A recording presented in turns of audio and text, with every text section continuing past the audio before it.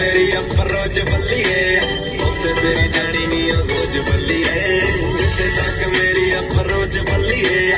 उत्ते तेरी जानी नहीं सोच बल्लिए यार तेरा शौकी नहीं जड़ सड़ते जाते पंकी नहीं उड़ते रहते गौसारे ते टपते रहते मुंकी नहीं खुले साडे खर्चिया नहीं ताही साडे चर्चिया नहीं वीदा ते बहन कुड़िए 40 सिर ते पंचिया ऐसे नाल पॉकेटां ने फुल बल्लिए